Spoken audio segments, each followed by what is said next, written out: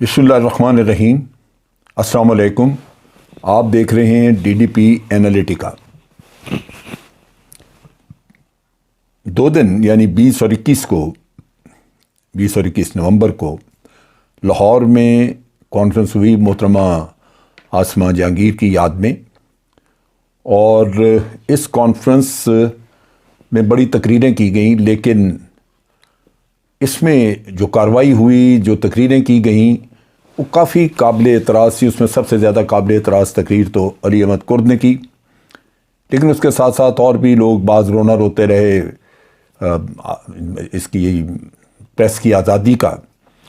और मेरे नुक्ता निगाह से तो प्रेस जितना आज़ाद यहाँ पे है शायद ही दुनिया में कहीं और हो। अगर भारत में आप देख लें तो गोदी मीडिया जो है वो सवाल ही पैदा नहीं होता कि कभी अपनी हुकूमत के ख़िलाफ़ कोई बात कर जाए। बहरहाल हुकूमत के ख़िलाफ़ बात करना अपनी जगह पे, लेकिन अदारों को बेतौकीर करना वो कतन काबिल कबूल नहीं होना चाहिए। और ये एक परसेप्शन बिल्डिंग है जहाँ पे आप अदारों के ख़िलाफ़ एक परसेप्शन बिल्ड करते हैं और फिर उनको बदनाम करते हैं। और इसमें जो ख़तरा या जो गलत बात हुई है वो ये है कि इसमें गैर मुल्की एजेंडा शामिल था। पहली बात तो ये है कि ये कॉन्फ्रेंस, इसमें इनवाइटेड वही लोग थे जो एंटी इस्टेब्लिशमेंट मौजूद हैं। फिर ये कि ये कॉन्फ्रेंस जो थी इसमें लॉयर्स और लोग सारे PMLN के थे, और चीफ गेस्ट भी मियां नवाज शरीफ जो कि एक मफरूर हैं, जो अदालत को मतलूब हैं, अदालत ने उनको मफरूर करार दिया हुआ है, सज़ा याफ्ता हैं, वो निकल नहीं सकते थे इसके ऊपर, ज़मानत के ऊपर, लेकिन वो निकल के बाहर गए हुए हैं और बाहर से मजाक उड़ा रहे हैं अपने मुल्क का। वहाँ पे हर मुल्क दुश्मन के साथ उनके राब्ते हैं, मिलते हैं। और हैरानी की बात यह है कि जिन अदालतों को वो मतलूब हैं वो वहाँ पे अदालतें, उनके चीफ जस्टिस और जस्टिसेस बैठ के तो वो वहाँ पे तकरीरें सुन रहे हैं। मियां नवाज शरीफ ने भी तकरीर की, वो चीफ गेस्ट थे। कोई पूछने वाला नहीं यहाँ पे कि किस तरह एक मफरूर एक गैदरिंग को वहाँ पे एड्रेस कर रहा है, और अदालतें जिनकी तौहीन की जा रही है तकरीरों के ज़रिए भी, और फिर उसके साथ साथ एक मफरूर को उनके सामने बिठा के तकरीर करा के, ताकि जजों को पता लगे कि तुम जो जी चाहे करते रहो, सज़ाएँ दो, हम जूते की नोक पे लिखते हैं। सो ये तो एटीट्यूड था। दूसरी तरफ आप देखिए कि वहाँ पे गैर मुल्की सफ़ीर मौजूद थे, और वो गैर मुल्की सफ़ीरों को इन्वाइट करने का क्या तुक था। अगर वो इन्वाइट किए हैं तो फिर उनके पीछे बैकग्राउंड भी उनका देख लीजिए। ये जो सारा खाता होता है, किया जाता है, एक कॉन्फ्रेंस, उसमें बाहर से भी गेस्ट बुलाए हैं, इंडिया से बुलाए हुए हैं, आप पाकिस्तान, दूर दराज इलाके, उनको खाना पिलाना, उसकी कॉन्फ्रेंस के किराए जहाँ रखी है, मतलब ख़र्चा ही ख़र्चा है। उसके लिए आप स्पॉन्सरशिप लेते हैं उन मुल्कों से जो पाकिस्तान को जलील करना चाहते हैं। अब यहाँ पे जो स्पॉन्सरशिप थी वो नीदरलैंड्स की थी, Germany, UK, Canada, European union, वो ऑपोजिशन के साथ मिलके और गवर्नमेंट के ख़िलाफ़ जो हर्जा सराई और जो कुछ हर्जा सराई अफवाज पाकिस्तान के ख़िलाफ़ की गई, वो उसमें शरीक थे, या यूँ कह लीजिए कि उन्होंने पैसा मुहैया किया कि आप ये खेल कर लें। क्या ये मुल्क की सलामती से इसी तरह लोग खेलते रहेंगे? सुप्रीम कोर्ट के चीफ जस्टिस को बिठा के वहाँ पे तो जिस तरह के इल्ज़ामात और फजूलियात बोली एक छोटे आदमी ने जो अपने आप को बड़ा बना के पेश करना चाहता है, तो उस शख्स के बारे में भी कुछ सोचना चाहिए कि ये किस खेल का हिस्सा है। मुझे तो यूँ लगता है कि ये लाजमन किसी बड़ी साजिश का एक खेल है, उसका हिस्सा है। वरना तो क्या पाकिस्तान के लोग जाके किसी और मुल्क में ऐसी चीज़ स्पॉन्सर कर सकते हैं जो उनके मुल्क के अदालतों और उनके ख़िलाफ़ हो? कभी भी वो मुल्क आपको ऐसा नहीं करने देंगे। अब ये हुकूमत का काम है कि इन चीज़ों की तहकीक करे और इस पर एक्शन लेना चाहिए। ये किसी किस्म की कोई आज़ादी या राय वाली बात नहीं। हमारे मुल्क के अपने मफाद हैं, अपने सिक्योरिटी इंटरेस्ट हैं, और मुल्क को दिफा करना, मुल्क को बचाना, मुल्क के अदारों को उनकी बेतौकीरी से उनको बचाना, ये हुकूमत का काम है। آپ نے دیکھا تھا کہ جب ٹرکی میں ایک سٹیٹمنٹ 10 ملک، یہ مغربی ملک تھے، انہوں نے ایک سٹیٹمنٹ وہاں پہ دی ٹرکی کے بارے میں، اردگان نے 10 ملکوں کے سفیروں کو وہاں سے نکل جانے کا حکم دیا، جب تک کہ انہوں نے اپنا سٹانس نہیں بدلا، جب تک انہوں نے کہا نہیں کہ ہم نے یوں نہیں کہا، یوں نہیں، ایسے نہیں تھا، ایسے تھا، کہانی بدلی، اور انفیکٹ یوں کہہ لیجئے کہ انہوں نے دبے لفظوں میں معافی مانگی تو ان کو چھوڑا گیا، ورنہ حکم ان کو دے دیا گیا تھا کہ یہاں نکل جائیں یہاں سے۔ سو خودداری آپ کو یہ کہتی ہے کہ یہ ملک جو اس طرح کی چیزیں پروموٹ کرتے ہیں آ کے، ان کو بھی اور اپنے لوگوں کو بھی لگام ڈالنے کی ضرورت ہے۔ انہوں نے یہاں آ کے ان ملک کے سفیروں کی موجودگی میں جہاں پاکستان آرمی کی یا عدالتوں کی یا کسی اور کی بے توقیری کرنی ہوتی تھی یا حکومت کو ذلیل کرنا ہوتا تھا تو انگریزی میں شروع ہو جاتے تھے، تاکہ وہ غیر ملکی سمجھ سکیں کہ کیا کہا جا رہا ہے، اپنے ملک کو کس طرح ذلیل کر رہے ہیں یہ۔ اب ان حالات میں میرا نہیں خیال کہ کوئی بھی پاکستانی یہ چاہے گا کہ اس طرح کا واقعہ دوبارہ کہیں ہو۔ قبل اس کے کہ اس طرح کی کانفرنسز پہ پابندی عائد کی جائے، ضروری ہے کہ اس کی تحقیقات کی جائے، انٹیلیجنس کے ادارے اس کے بارے میں سارا پتہ کریں، اس کی فنڈنگ، اس کے موٹیوز، اس میں اس طرح کی تقریریں، اور پھر کیا یہ سارا کچھ پی ایم ایل این کو پروموٹ کرنے کے لیے کیا گیا، کیونکہ وہاں پہ وہی نیریٹو چلے جو P M L N promote کرتی ہے اور پی ایم ایل این کے لائر سے۔ یہی وہ مسئلہ ہے جہاں ہم مار کھاتے ہیں کہ ان لائرز کو انہوں نے بٹھا کے ان کو پولیٹیسائز کیا ہوا ہے، ان کو یوز کرتے ہیں، انہی میں سے ججز بنا دیتے ہیں۔ نتیجہ یہ کہ وہ ججز جو ہیں لے دے کے انہی کے حق میں فیصلے کرتے ہیں۔ اب کل جب پاگلوں کی طرح ایک شخص تقریر کر رہا تھا اور جنرل نعرے لگا رہا تھا، اس آدمی کو پکڑ کے پوچھنا چاہیے کہ تیرے اپنے گناہ اس جوڈیشری کو برباد کرنے میں کسی سے کم نہیں ہیں، سب سے بڑا گناہ گار تو ہے۔ اسی طرح پٹک کے تم بولتے تھے اور اپنے پٹے ہلا کے، اور تم نے افتخار چودھری کو بحال کرایا، جس نے اپنے بیٹے کے ذریعے، اپنی ساس کے ذریعے بعد میں دبا کے کرپشن کی، اور پھر آپ دیکھ لیں کہ اس شخص نے جوڈیشری میں ہر طرح کے لوگ لا کے جو جوڈیشری کا حال کیا، وہ آج آپ کے سامنے ہے۔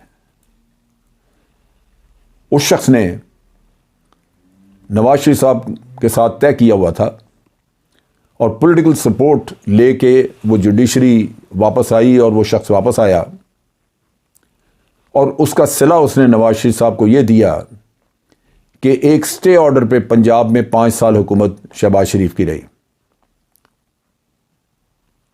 ایک مقدمے میں سٹے دے دیا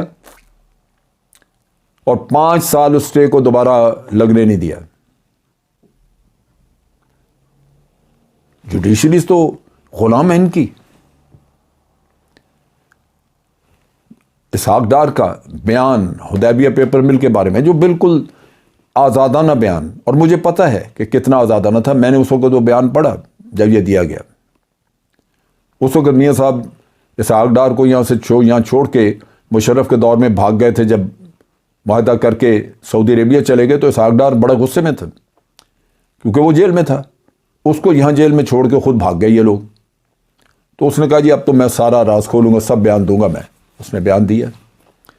سو ڈار صاحب نے جو کچھ کہا وہ تھا درست، لیکن یہ میاں صاحب کا کمال تھا کہ جو اپنی مرضی سے انڈیپینڈنٹلی دیا ہوا بیان، جو کہ آئین کے ایک قانون کے ایک آرٹیکل کے تحت جج اندر بلا کے پوچھتا ہے، میجسٹریٹ کے سامنے ہوتا ہے، وہ پوچھتا ہے بلا کے کہ دیکھیں یہ بیان کل کو آپ کے بھی خلاف استعمال ہو سکتا ہے، آپ اکیلے میرے سامنے بیٹھے ہوئے ہیں، یہ دیکھ لیں، کسی دباؤ کے تحت نہ دیں، آپ اپنی مرضی سے اپنی خوشی سے جو لکھنا چاہتے ہیں وہ لکھیں۔ تو آپ کہتے ہیں جی بالکل میری مرضی کا بیان، میں نے کسی دباؤ کے بغیر یہ دیا ہے، پھر وہ بیان بدلا نہیں جا سکتا۔ لیکن عدالتیں دیکھیں آپ کی مہربان تھیں کتنی آپ کے ساتھ کہ اس بیان کو دباؤ کا بیان کہہ دیا، حالانکہ اس میں حلفیہ بیان ہوتا ہے کہ جی دباؤ پہ نہیں۔ تو عدالتوں کو تو یہ اس طرح استعمال کرتے ہیں۔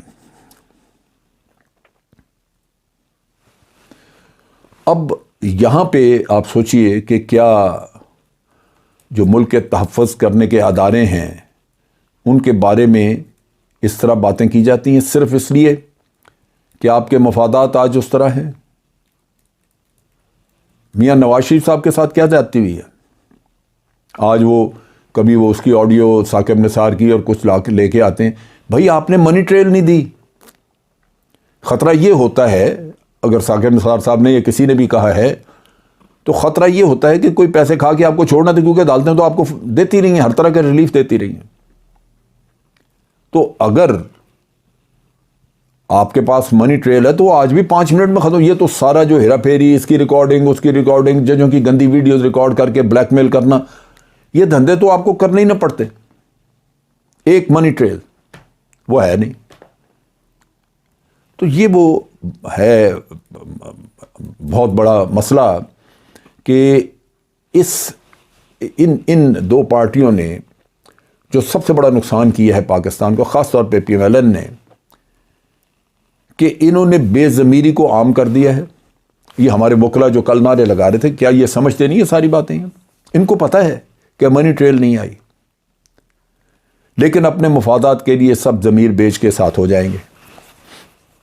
یہ ہو اسی وجہ سے رہا ہے کہ آپ نے اپنے مفادات کو ترجیح دی، اخلاقیات کو بالائے طاق رکھا، رب العالمین کے احکامات کو ایک طرف پھینکا، ملک کی سیکورٹی کو داؤ پہ لگایا، اور صرف اپنے مفادات کی خاطر ان لوگوں کو سپورٹ کیا جو اپنی منی ٹریل نہیں دے سکے، ان لوگوں کو سپورٹ کیا جنہوں نے سپریم کورٹ میں جعلی کاغذ پیش کیے.